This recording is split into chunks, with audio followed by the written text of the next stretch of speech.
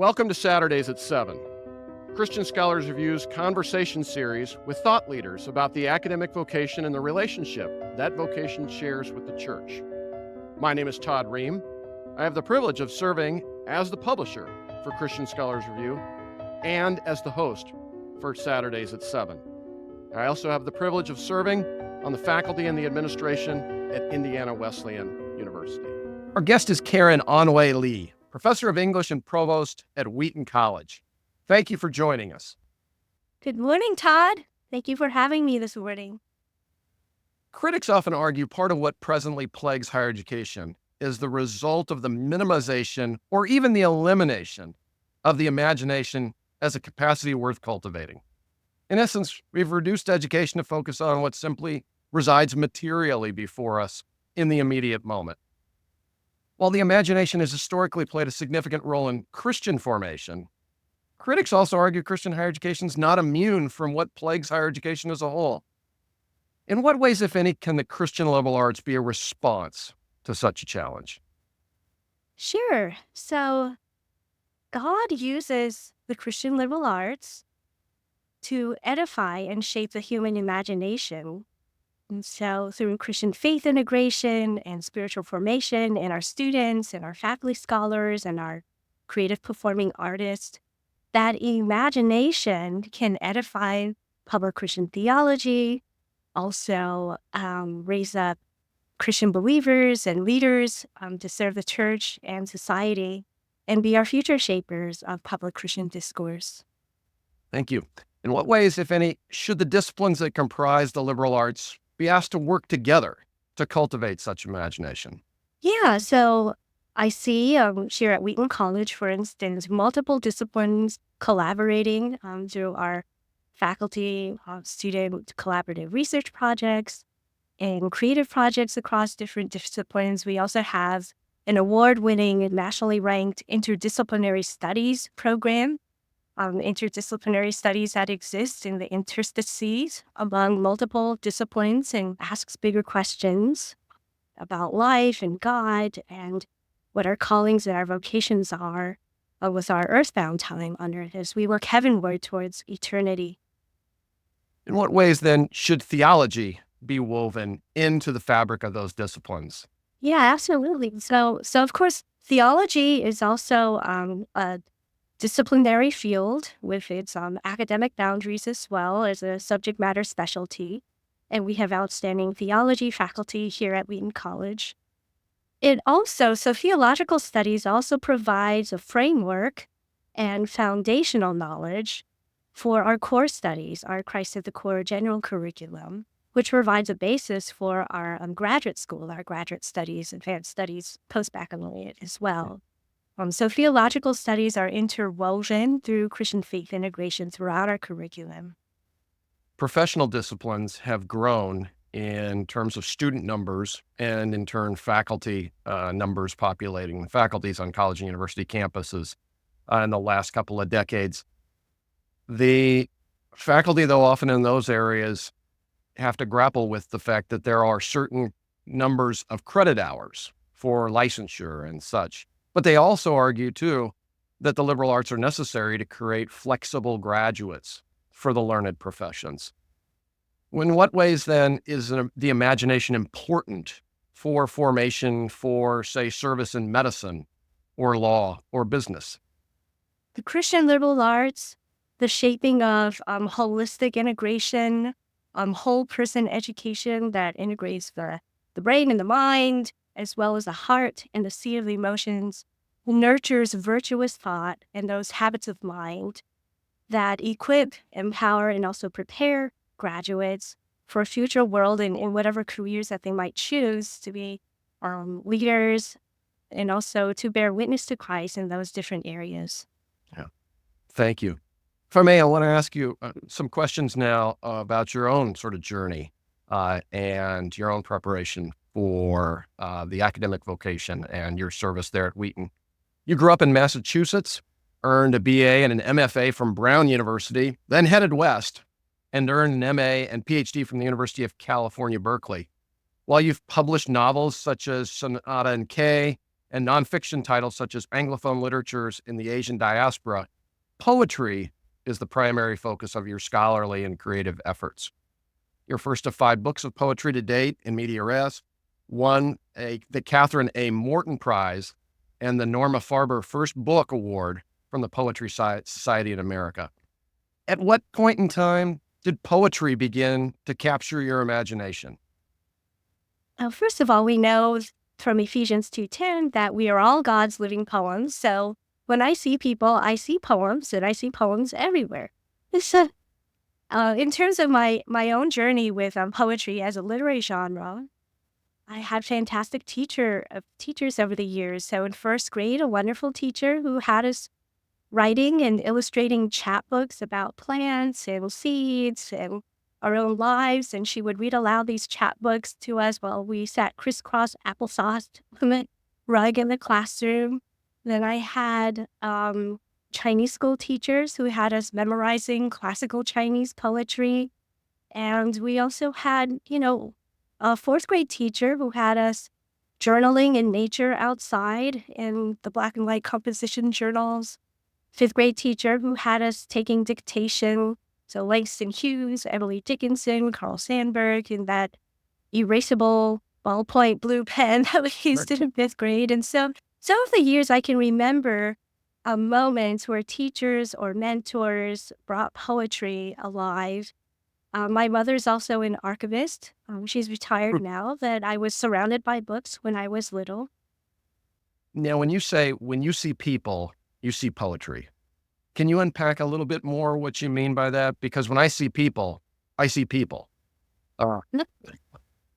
When I see poetry, I know enough to ask you to help me with it, too. But help me understand, what you mean by that. And Soul is a living poem.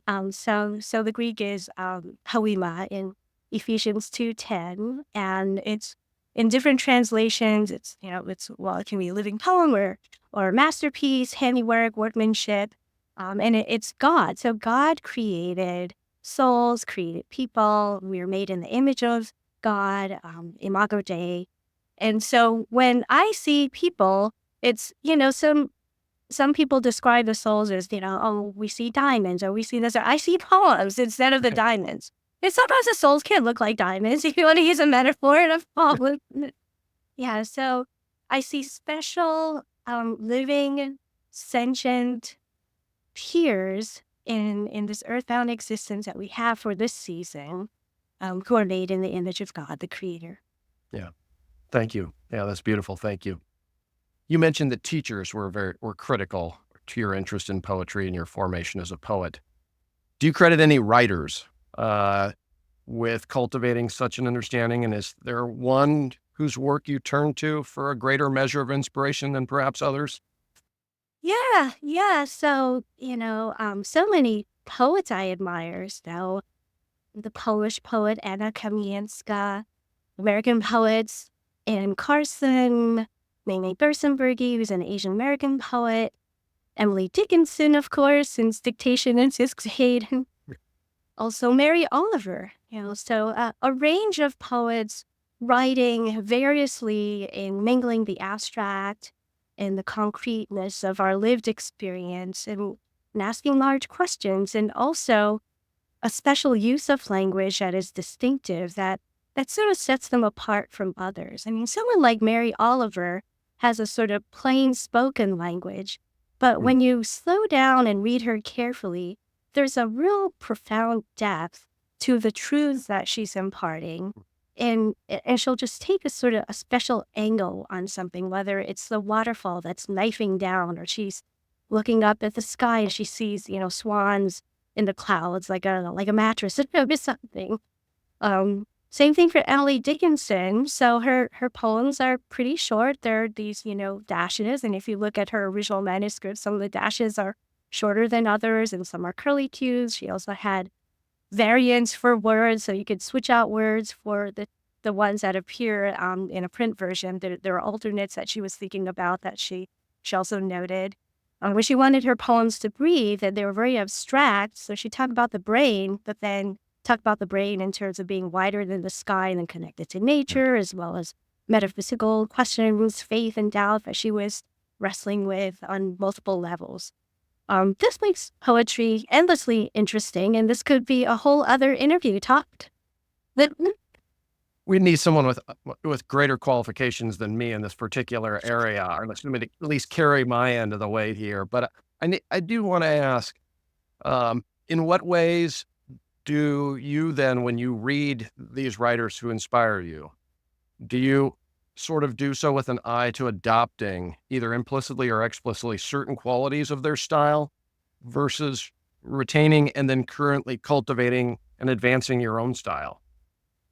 so there was there are different seasons to a poet's life in terms of how generative she is and how much time she actually has to write and what sparks inspiration. And so I think that there was a time, say maybe 2 or 3 decades ago, when I would really study poets I admired and look at what the technique was and what is it that they're doing in the poems that are just sort of blowing the roof off the top of my head is really just as the top off your head. So it's a poem.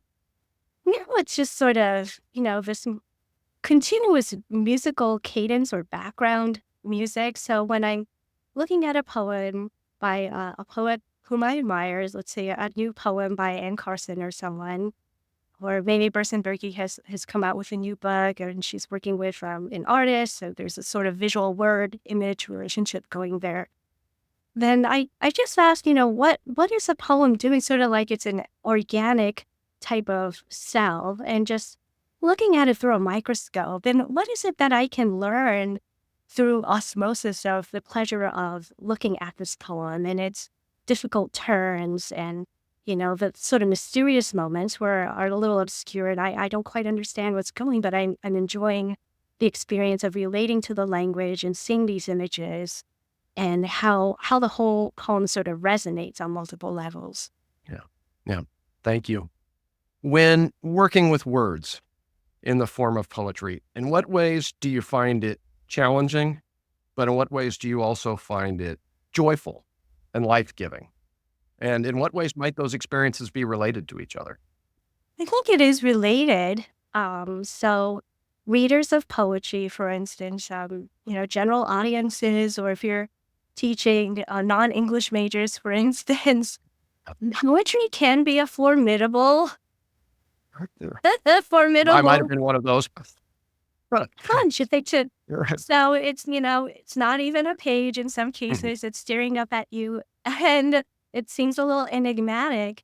And so the whole process is it's almost like practicing a discipline of spiritual attention or mindfulness or meditation or lectio divina. There's Yeah. also visio divina, praying with the eyes. It's slowing down and noticing and observing what is the poem doing? How are you responding to the poem?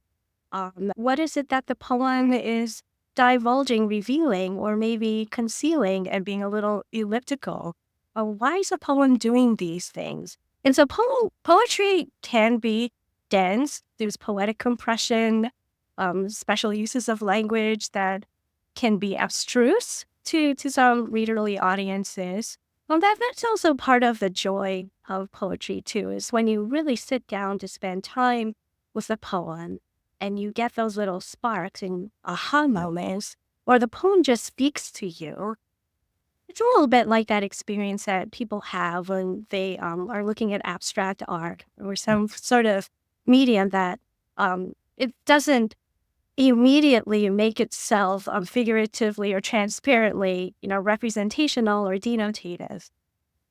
So there's a reward that comes out at the end, but you do have to earn it sitting down with a poem.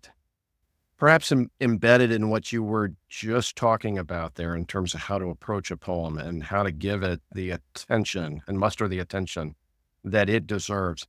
In what ways is poetry then central to or critical to the formation of our imaginations and to a Christian imagination? I'll share this little story. Is when I landed on Wheaton College campus in 2020. It was a time that was overshadowed by a global pandemic, a very Mm. difficult time. And so what role does poetry have in such a season of challenge and change and uncertainty? And so I shared with you that when I see people, I see poems. And when I landed on this campus, I actually saw poems everywhere, including Hmm. throughout God's creation and also throughout the time of suffering. So I don't know if this answers your question directly, or maybe I sort Yeah. of digressed away from answering your question. So feel free to circle back to it.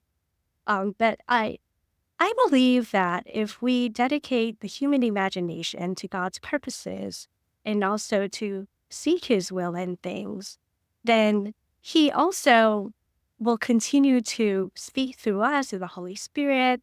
He is also the Logos, he is the Word, through scriptural truths. And then whatever gifts that he has placed in you, it'll inspire those and sort of spark those to bear fruits. Yeah. And so these joyful poems that acknowledge suffering in the midst of a global pandemic, in the time of change, challenge, and uncertainty, emerged in a collection called Duress, which was Hmm. published by Cascade in 2022. And those are all poems I wrote during my first 2 years here. So another image I think that I've shared with others before is in a time of suffering. I have this image of a giant granite millstone, which I saw at the Mission San Juan Capistrano. And Hmm. here's another example of where poems come from and where a poet might see poems is that it looks like it's a greasy, because it was crushing olives or olive oil, mundane, old object that upon a first glance has no innate aesthetic beauty to it, is not artful per se in terms of, artistic intentional shaping for an aesthetic effect or something, even a conceptual way. But in times of suffering, God has brought up this image of a giant millstone at the Mission San Juan Capistrano, rolling slowly, crushing olives. And it's that first cold press that we all really like when the olive oil runs out and it's got that sort of goldy, greenish color. And so during times of suffering and duress, when the millstone crushes us, that's Yeah. when what's inside runs out. Yeah. And I think in a And way that's how poems also can work too for people who are Christian believers. And so the purpose then would be to use the poems or to have the poems bear witness to yeah. God's purpose in a time of suffering. Yeah. Well said. Thank you. Thank you. The volume that you mentioned, Duress, that was published, a lot of those poems were also offered before faculty members and in faculty meetings that were held during that season. Is there one in particular that you might highlight, a particular poem from that volume that you might highlight? Yeah, so our wonderful faculty opened up spaces, even though we were socially distanced and remote, for me to join them and share devotion. So I would usually include a poem. Hmm. And an example would be a disaster and leadership, humanitarian disaster relief program, leadership relief program, HDL, we call it. And so they invited me to share a devotional. I included a poem, blessing for refugees and for our relief workers all around the world in a time of crisis. And Yeah. our faculty members in the humanitarian disaster leadership program have been very active in serving around the world, including in war zones, including in areas where there's a lot of refugee migration, to be the hands and feet of Christ. And so this poem then grew some little legs, so another thing that happens by imagination is things get personified. So poems also come from people. They also become people. Just form legs and sort of hopping around like a grasshopper, went different places. And so it's a poem that has had a bit more circulation than some of the other poems because of community invitations and interest in seeing poems as harbingers and messengers of hope in a time of change, challenge, and crisis. Yeah. Thank you very much. Prior to your appointment then as professor of English and provost at Wheaton, during that season in 2020. You served as a vice provost at Point Loma Nazarene University. At what point in time did you determine administrative service was part of how you were called to exercise your understanding of the academic vocation? So before I joined the Nazarene University, a campus that I really, really love, I was faculty for 15 years. So tenured faculty at a small Assemblies of God college in Orange County, California, in Greater Los Angeles. And over time, as I became more senior faculty, I collaborated with administrators as well as with other faculty colleagues and students on a wide range of initiatives, including accreditation. And I happen to find accreditation really fun and interesting. And so I like to help sort of I'm be glad you do. right to do it. Might as well be somebody who finds it fun and interesting. So I enjoy translating things. And Hmm. so understanding what the regulations are and why they are that way, and then helping to make them relevant for, say, faculty, and then explaining to, say, different committees who are working on assessment or program review or on other types of initiatives for continuous improvement, what some of the outcomes we hope to see are, how we might arrive at them, or so what some faculty perspectives or concerns or questions might be, and then relaying that to administration. So working closely with people in different areas of the college was something I particularly enjoyed, and that eventually led me to a full-time administrative role at the Nazarene University in San Diego. Yeah, that's interesting. Again, I will say I'm glad that I have colleagues who enjoy accreditation. Uh, Yes, uh, I'm more than willing to do my part and follow their lead when the pro seasons roll around. But I'm more than willing to let them lead, and I will follow in that I'm regard. happy to be that Thank- quickly thought. Yeah, thank you very much for your service in that sense to us all. What discernment process then led you to accept the appointment as professor of English and provost at Wheaton College? Yeah, so I love the Christian liberal arts, and Wheaton is stellar in every way in terms of living out and expressing that vision. And just the opportunity to serve such a distinguished faculty who have among the world's strongest thought leaders at public theologians, and also the amazing music conservatory that we have Mhm. Yep. with simply amazing faculty, composers, and performers who are world class. I've jumped onto this adventure and still here. Yeah. Right. Is there such a thing as a typical day? And if there is, what populates it? I'd say a typical good day is when I have time. That is my flipping. Yeah.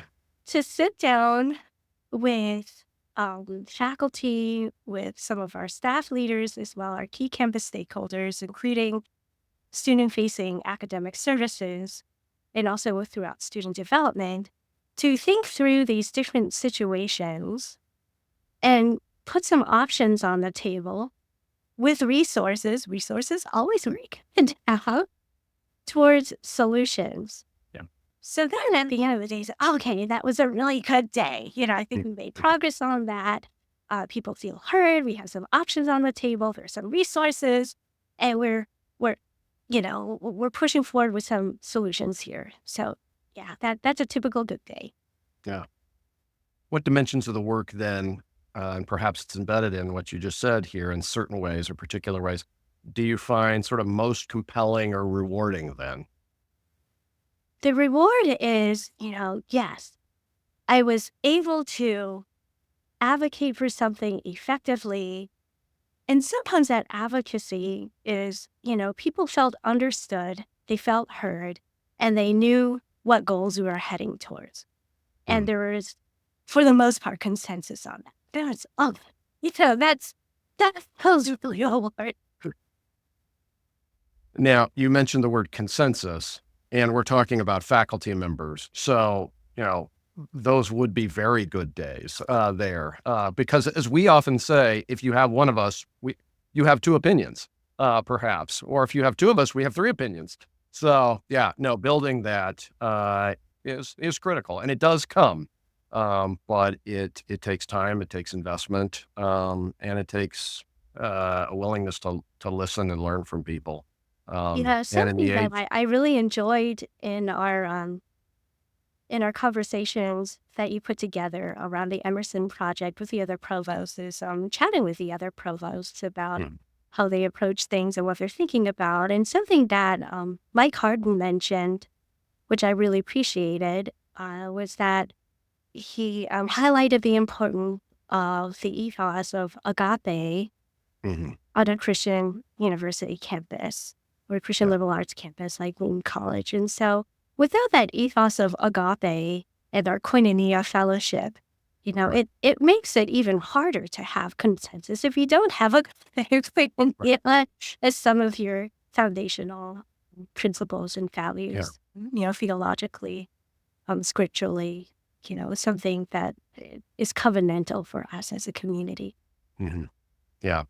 No, I often think the most rewarding part about that dimension of building consensus is that you have people with well-developed ideas about things who can come together under the guise of and the understanding of that together we can potentially even have better ideas, and Yes. that will emerge as a result of that. If you don't have what you were just mentioning that Mike talked about in his article in the spirit of agape, our opinions can become those with which we wield for power over another individual, or turf or whatever it may be, especially if, we're talking about resources that have a finite, which we always are in some capacity, a finite measurement to them. But if we believe that our opinions can be greater as a result of consensus, and that my thoughts in conjunction with your thoughts then become something better than what I could have otherwise imagined. Yeah, it's a beautiful process and Yeah. worth the investment, worth the investment. Amen to that. Better Yeah. informed Yeah. unity through consensus. Yep. You mentioned the project with which you worked with Mike Harden and several other provosts who we'll talk about here in just a minute. And as an expression of what you sort of learned to date as Wheaton's provost, you contributed the article to Christian Scholars Review, the fall 2024 issue, entitled "The Christian Scholar as Poet." Would you please share how you came to frame your article? Because in many ways it's rooted in what we've talked about, but in other ways it's bigger than that too. Yeah. So taking Ralph Waldo Emerson's The American Scholar essay as a springing point, which the 4 or 5 provosts of us read together. So if a contemporary American scholar is a well-qualified academician and a subject matter specialist, then the Christian scholar, a Christian scholar, I should say, is called to offer more than that.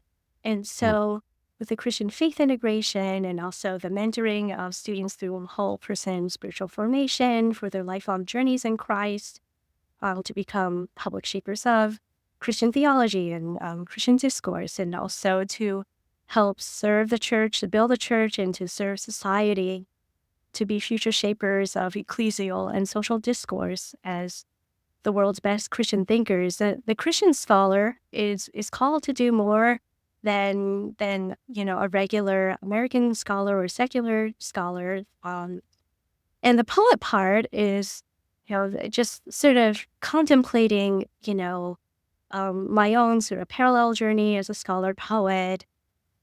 Is that no poets now truly, I believe, write in isolation. So going back to Emerson and sort of mm, the solitude and being a transparent eyeball in nature, and this sort of romanticized notion of the type of intellectual scholar that Emerson was talking about at an earlier time in our nation's history when he was very much challenging traditional paradigms, educational paradigms, social paradigms, and wanting to individualistically pave his own way. No poets or scholars nowadays, whether Christian or American or global, really worked in their own caves So that's where it comes in, is sort of a collaborative community of the choir of voices of your Mhm. peers, as well as the socially marginal or liminal space that intellectuals and poets can have in parallel with each other. Now, I Yeah. was fortunate to be educated at institutions where poets and scholars, literary scholars, had quite a bit of commerce with each other and would be friends with each other and also work with each other. And so the literary scholars would comment upon the poets' work. And so there was maybe a broader academic readership for some of the poets. And the poets also were versed in what was happening in contemporary literary scholarship, so what the major issues were in literary scholarship. And so it's just sort of permeable boundaries Mm. among genres and disciplines and modes of knowing that they're sort of bringing to the Christian scholar poet reflective thinking that I was talking about in my essay. Poet also, maybe this is a romantic part of me, has sort of a role as being a seer and a sage in some instances for his or her age and generation. And so that's something that Emerson also alluded to Mm. in The Poet. He also wrote some poems of his own as well. And so it's trying to blend all these things together in terms of thinking holistically about the role of a Christian scholar today and how the scholar itself and the academy has traveled quite a ways in some terms from the Emersonian notion of the thinker in nature, in solitude, immersed in his thoughts, and to think the very best of thoughts. Something that Jay Brewster of Pepperdine mentioned, which I thought was interesting. So Jay comes from scientific discipline, and he said nowadays scientists really have to collaborate, and the collaboration is grand scale because we have access to cloud-based data and you can communicate with scientists all over the world on a major research project. And you really cannot avoid, doing this thing. You cannot be doing this thing by yourself in isolation. You cannot avoid this sort of grander scale, larger scheme collaboration. And so that's something that was interesting to me too. I come from the humanities. Also do come from a family of scientists, so I have a glimpse into their world of research as well. Is that things are in this age of big critical data in the 21st century, and also with artificial intelligence, very much knowledge has greatly expanded and is so enmeshed. Mm. So I I think I've strayed away a little bit from your original question about what my paper was about. I'm starting to unpack the entire paper Yeah. because Well, no, it's especially helpful to hear that I think, like we were talking about, say, with meetings and about how ideas are enhanced and grow. Scholarship, when practiced in such a manner as you're talking about, can do the same. In the humanities, though, unfortunately, I think we've lagged behind our colleagues in the sciences and the social sciences in terms of working in collaborative structures, and especially doing so when inviting students in the practice of undergraduate research, so to say. They seem to have figured out how to construct teams and work with teams and organize teams. So it's, very helpful to hear you say not only what you experienced as a graduate student, but then also what your optimism is for those of us who work in contexts that are primarily, within the humanities too. So yeah, no, thank you. You mentioned the sage or seer role of the poet. One of the qualities of the academic vocation that has been argued to be declining is the role of the public intellectual.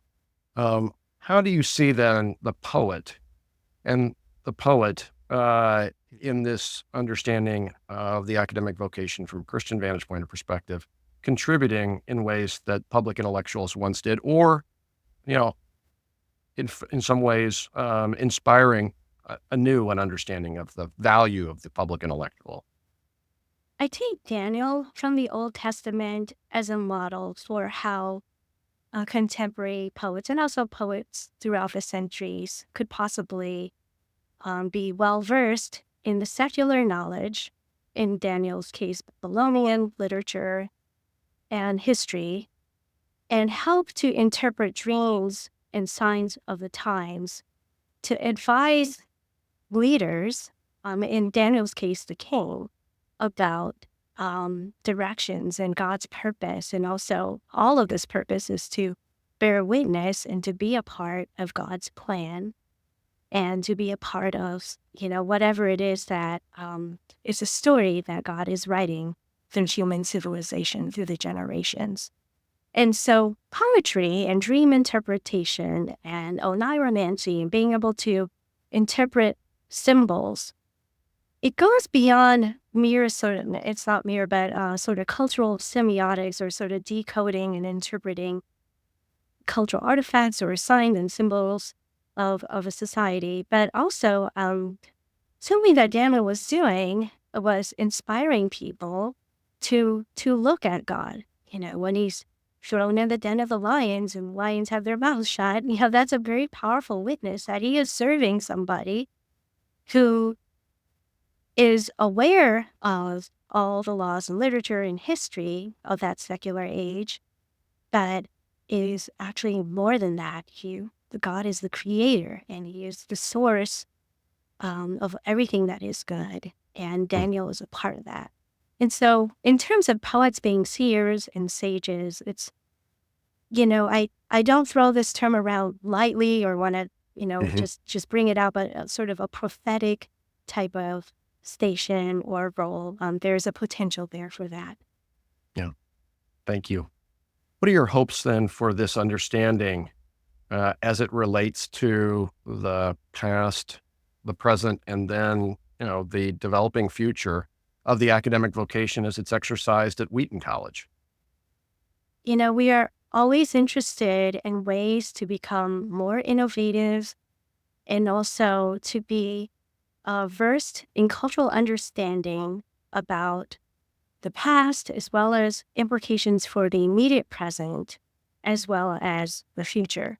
And so we know that Jesus is the same yesterday, today, and forever, but social institutions and educational paradigms, and also human assumptions aligning all of these paradigms, they do need to change because we can get off course and we are flawed. And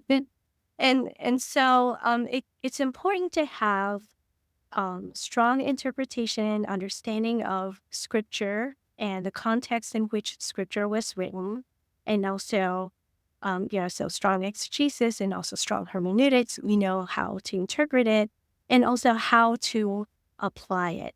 And so that's something lasting at Wheaton that I believe will continue into the future. We also need to be innovative and be able to adapt, say, our curriculum or our educational paradigms and our mentoring in terms of meeting the needs of students and preparing and equipping them to be the future's thought leaders, Christian believers. Yeah. Thank you. Wheaton plays an important role in exercising leadership in church-related higher education and higher education as a whole. As a result, what are your hopes for this understanding as it might contribute to the academic vocation in other institutions? Something I've really enjoyed in my years here at Wheaton College, my fourth year, actually, I'm entering my fifth year now as well. When I say years, it's not decades. What if I correct it? People from other institutions, so faculty administrators will ask us for resources. So, resources in terms of our faith and learning and faith and teaching program, our 2-year program. In terms of our community covenant, looking at that as one of the models. As they look at documents and institutional commitments on their own campuses. And so Wheaton has a wealth of these very rigorously thought out through consensus-based discourse that's Christ-centered in terms of our institutional commitment, our statement of faith, our Christ-centered diversity commitment, and our community covenant, among other important commitment documents that we have that provide a theological foundation to communicate our understanding of how we approach the gospel, how we approach Christ-centered pedagogy in our classroom, as well as mentoring. And so we share those freely with our stakeholders and with any other institutions who might want to learn from us, or we can learn from them and engage in a dialogue or a conversation. Yeah. Thank you. As we close our conversation, I want to ask you to reflect a little bit more about what you learned and then what you hope to contribute to those conversations that you've mentioned already with other provosts as you all work together on preparing your essays for this theme issue.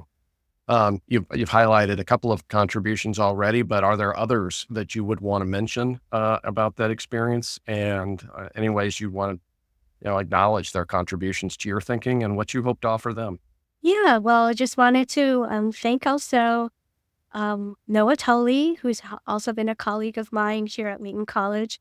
And also that I greatly admire Nancy Brickhouse. She has tremendous energy and vision for Baylor University, and really enjoyed our thoughtful exchanges on the pragmatic aspects of vocation in the context of Christian formation and preparing our students on both our campuses for the world as they lead and have influence wherever they're called. So Yeah. I guess in a word, I would express my gratitude for what my peer colleagues have shared through their projects. Yeah. Thank you. Thank you very much. Our guest has been Karen An-hwei Lee, professor of English and provost at Wheaton College. Thank you for sharing your time, your insights, and your wisdom with us. Thank you so much for hosting me, Todd. I've very much enjoyed our conversation today. Thank you for joining us for Saturdays at 7. Christian Scholars Review's conversation series with thought leaders about the academic vocation and the relationship that vocation shares with the church. We invite you to join us again next week for Saturdays at 7.